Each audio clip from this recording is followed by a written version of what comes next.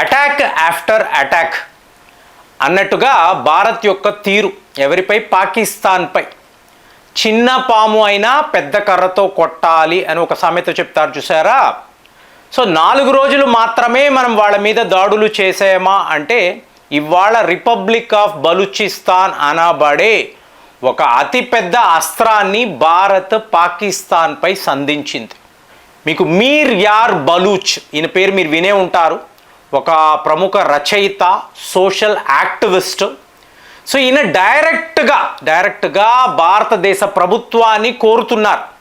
ఢిల్లీలో మేము మా బలూచిస్తాన్కి సంబంధించిన రాయబార కార్యాలయము, ఎంబసీని ఓపెన్ చేస్తాము, మీరు యాక్సెప్ట్ చెయ్యండి. చూడండి ఫ్రెండ్స్, యువకులు ఎవరైనా చూస్తే భారత్ యొక్క రోల్. ఇప్పుడు బలూచిస్తాన్ అంటే మీకు పాకిస్తాన్లో ఉండే ఒక ప్రాంతం, వేరే ఏదో ఒక దేశము.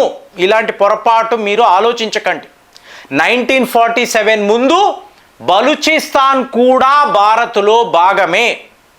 అంటే ఏంటి? మీరు ఇరాన్ సరిహద్దుల దాకా మన దేశం గురించి మాట్లాడాలి. సో అలాంటిది మీకు ఐక్యరాజ్య సమితి అంగీకరించాలి, లేదా అమెరికా, రష్యా, చైనా మమ్మల్ని ఒక విడి దేశముగా అంగీకరించండి అని చెప్పి బలూచిస్తాన్కి సంబంధించిన ఈ సోషల్ యాక్టివిస్ట్ అడగడం లేదండి. భారత్ నువ్వు ఒప్పుకో, నువ్వు ఒప్పుకుంటే ప్రపంచమే ఒప్పుకుంటుంది. ఎంత పెద్ద విషయం చూడండి. సో ఇప్పుడు వీళ్ళు ఏమంటున్నారు?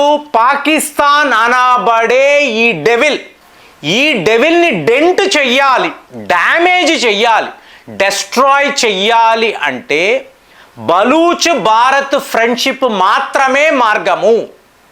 సో మనము కలిసేము అంటే పాకిస్తాన్ అనబడే దేశాన్ని పూర్తిగా డెస్ట్రాయ్ చేసేసేవచ్చు. ఇది వాళ్ళ వీళ్ళ పిలుపు. ఇంకొక వైపు చూశారు అనుకోండి, కషిష్ చౌదరి అనబడే ఒక మహిళ, 25 ఏళ్ల వయసు ఉండే మహిళ, the first Hindu assistant commissioner. ఎక్కడ? బలూచిస్తాన్లో. అంటే బలూచిస్తాన్ పబ్లిక్ సర్వీస్ కమిషన్ ఈ పరీక్షలను క్లియర్ చేసిన ఒక మహిళ, the first assistant commissioner, Hindu minority. So ఈ బ్యాలెన్సింగ్ యాక్ట్ని చూశారు అనుకోండి, బలూచిస్తాన్ ఇవాళ ఒక విడి దేశము. చూడండి ఫ్రెండ్స్, 2 వారాల క్రితం నేను ఇదే మాట్లాడాను. అంటే నా పెర్సెప్షన్లో, నా అంచనాల ప్రకారము పాకిస్తాన్ సైన్యము పిఓకే దాకా వచ్చి తమ భూభాగమును అనుకుంటున్నా, అంటే పాకిస్తాన్ అడ్మినిస్ట్రేటెడ్ కాశ్మీర్ అని వాడు ఒక భ్రమలో ఉన్నాడు చూసారా, ఆ ప్రాంతాన్ని కాపాడుకోవాలి అని చెప్పి తన సైన్యాన్ని అక్కడికి తీసుకువచ్చి మోహరిస్తే, ఇక్కడ బలూచిస్తాన్ వాళ్ళు ఏం చేస్తారు? ఒక విడి జెండా, ఒక కొత్త మ్యాప్ తయారు చేసి, అరే నువ్వు వెళ్ళిపోరా, ఇక మాది విడి దేశం అంటారు. 2 వారాల క్రితం నేను మాట్లాడాను. ఇవాళ మీరు గూగుల్ సెర్చ్లో చూడొచ్చు. వాళ్ళు జెండాలు పట్టుకొని, ఒకవైపు భారత్ జెండా, ఇంకొక వైపు బలూచిస్తాన్ జెండాని పెట్టుకొని పాకిస్తాన్ని టోటల్గా మనం ధ్వంసము చేద్దామండి, పాకిస్తాన్ దేశమే లేకుండా చేద్దాము, మన ఫ్రెండ్షిప్ మాత్రమే దీనికి మార్గం అని క్లియర్గా వాళ్ళు చెప్తున్నారు. ఇంతలో అటువైపు ఖైబర్ పఖ్తూన్ఖ్వా వాళ్ళు అదే మాట్లాడుతున్నారు. ఈ భూభాగాన్ని మేము మా ఆఫ్ఘనిస్తాన్తో డూరాండ్ లైన్ ఇక అక్కర్లేదు, మేము ఈ ప్రాంతాలను కలిపేసుకుంటాము. ఇప్పుడు మీరు బలూచిస్తాన్ అన్నారు అనుకోండి, ఒకప్పుడు ఇండియాలో ఉండేది కదా ఎథనిక్ నేటివ్స్ అండి. ఇప్పుడు మీరు ఇజ్రాయెల్ అనబడే దేశాన్ని చూశారు అనుకోండి, అక్కడ ఎవరు నివసిస్తారు? యూదులు ఉంటారు. ప్రపంచంలో యూదులు ఎక్కడ ఉన్నా వాళ్ళ దేశం ఇజ్రాయెల్. ఇవాళ భారత్లో ఉంటారు. అక్కడ ఎన్నికల్లో అనుకోండి, ఇక్కడ ఆన్లైన్లో వాళ్ళు ఓటింగ్ వెయ్యవచ్చు. ప్రపంచంలో ఎక్కడ నుంచైనా కూడా మీకు ఆ ఓటింగ్ సౌకర్యము అనేది మీకు ఇజ్రాయెల్ కల్పిస్తుంది. అలాగే బలూచిస్తాన్ కూడా, ఈ బలూచ్ అనబడే జాతి ఉంది చూసారా, ప్రపంచ స్థాయిలో ఉంటారు. వాళ్ళు ఎక్కడెక్కడో ఉంటారు. వాళ్ళ కోసము ఒక విడి దేశము కావాలి. ఇదే ప్రపోజల్ 1947లో కూడా పెట్టారు.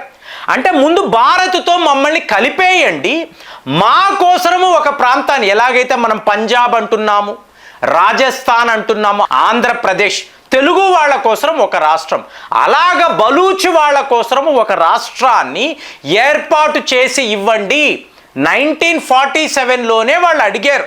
సో అలాంటప్పుడు చూడండి, ఒక స్వర్ణ అవకాశం, మీకు అదొక గోల్డ్ మైన్ అండి.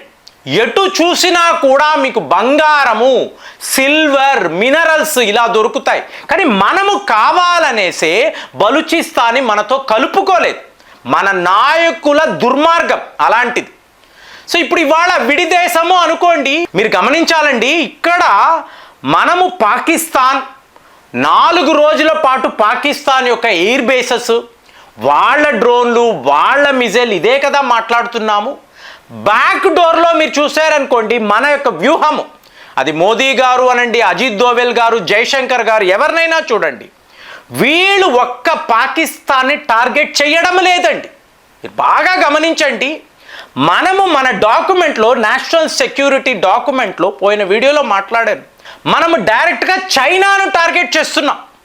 చైనా మేడ్ ఆయుధాలు అని రాస్తున్నాం అందులో. అంటే 1947 నుంచి కూడా ఒకవైపేమో అమెరికా వాడు, ఇంకొక వైపేమో చైనా వాడు, వీళ్ళు పాకిస్తాన్ని తమ భుజ స్కంధాలలో మోసి మనకు ఎలాంటి ద్రోహము చేశారో, సో ఇవాళ మనము పగా ప్రతీకారము తీర్చుకుంటున్నాము. అమెరికా వాడు ఇచ్చిన యుద్ధ విమానాలు ఇంకా పాకిస్తాన్లోనే ఉన్నాయి. అంటే అమెరికా సపోర్ట్ ఈరోజు కూడా ఉంది కదా. వాడు లాక్హీడ్ మార్టిన్లో కంట్రోల్ రూమ్లో లాక్ చేసేసి, నువ్వు భారత్తో యుద్ధము చేయడానికి లేదు అంటే పాకిస్తాన్ వాడు ఏం చేయగలడు? అమెరికా వాడు చేశాడా? లేదు. నా విమానాలను దాచిపెట్టు అన్నాడు, అంతే. ఇంకా చైనా వాడిని చూశారనుకోండి, చెయ్యి, ఇంకా చెయ్యి, ట్రై చెయ్యి, వాళ్ళ మీద యుద్ధము చేసే ప్రయత్నాలు చెయ్యి, ఒక డ్రోను, ఒక మిజైల్ అయినా భారత్లో వెళ్ళి పడాలి, పద పద పద అని రెచ్చగొట్టాడు. సో వీళ్ళు ఇద్దరికీ బుద్ధి చెప్పాలి అనుకోండి, పాకిస్తాన్ లాంటి ఒక చిన్న దేశాన్ని ఎంచుకొని మనం ఈ అగ్రరాజ్యాలకు ఇవాళ బుద్ధి చెప్పాం. ఇందులో ఉండే విషయము అదే. కాబట్టి ఈరోజు ఏంటంటే, మనము బలూచిస్తాన్ని కూడా పాకిస్తాన్ నుంచి కట్ ఆఫ్ చేసేసామో అనుకోండి. అంటే ఢిల్లీలో వాళ్ళ ఎంబసీని ఓపెన్ చెయ్యాలి, వాళ్ళ అధికారులు ఇక్కడికి వచ్చి పనిచేసే విధంగా మనము గ్రీన్ సిగ్నల్ ఇచ్చాము అనుకోండి. వాళ్ళు ఎలాగో యునైటెడ్ నేషన్స్కి వెళతారు, అమెరికాను రిక్వెస్ట్ చేస్తారు, రష్యాను రిక్వెస్ట్ చేస్తారు. కానీ మనము ఒకవేళ గ్రీన్ సిగ్నల్ ఇచ్చాము అనుకోండి, పద బలూచిస్తాన్ అనేది రిపబ్లిక్ ఆఫ్ బలూచిస్తాన్ ఇక మీదట అది ఒక విడిదేశము అన్నాము అనుకోండి, వెంటనే మీకు అనిపిస్తుంది బంగ్లాదేశ్ విషయంలో ఇదే చేసాము కదండి. అంటే ఈ రోగ్ కంట్రీస్, ఒకటి అమెరికా, తరువాత మహమ్మద్ యూనస్, వీళ్ళు ఇద్దరు లేరు అనుకోండి, వాళ్ళు ఇంతకాలం మనకి లాయల్గానే కదా ఉన్నారు. షేక్ హసీనా ఏ ఒక రోజు కూడా మనకు అతీతంగా ఏ పని ఎప్పుడూ చెయ్యలేదు. బంగ్లాదేశ్లో ఉండే తీవ్రవాదులను అందరినీ తీసుకువెళ్ళి ఆవిడ జైళ్లలోనే కదా పెట్టారు. సో అలాంటి ఒక బలూచిస్తాన్ ఉంది అనుకోండి, ఇవాళ ఈ మహమ్మద్ యూనస్ ఎన్ని రోజులు ఉంటాడు? Nobody nose. సడన్గా ఇవాళ ఎలాగైతే ఆపరేషన్ సింధూర్ జరిగిందో అలాగే వాడికి జరుగుతుంది. సో వాడు వెళ్ళిపోతాడు. కానీ ఈ దేశాలంతా కూడా ఏంటంటే మన మీదే ఆధారపడి ఉండడం, మనము ఎస్ అంటే మేము అందరము ఎస్ అనే పరిస్థితిలో ఇవాళ ఉన్నప్పుడు బలూచిస్తాన్ అనబడే ఈ అస్త్రాన్ని మనము ప్రాపర్గా వాడగలిగేమో అనుకోండి, పాకిస్తాన్ యొక్క ఈ 3 ముక్కల ఆట అని మాట్లాడతాం. 3 ముక్కలుగా పాకిస్తాన్ని విడగొట్టండి. మరి అలాంటప్పుడు బలూచిస్తాన్ అనబడే విడి దేశానికి మీలో ఎంతమంది ఓటు వేస్తారు? నేనైతే పూర్తిగా వాళ్ళతోనే ఇమీడియట్గా ఎంబసీ ఓపెన్ చేయండి అని అంటాను. మరి మీకు కూడా అలాగే అనిపించిందా? మీ ఓటు కూడా రిపబ్లిక్ ఆఫ్ బలూచిస్తాన్ వైపే ఉందా? మీరు కూడా అలాగే ఆలోచిస్తున్నారా? కామెంట్స్లో రాయండి. మళ్ళీ వచ్చే వీడియోలో కలుద్దాం. జై హింద్.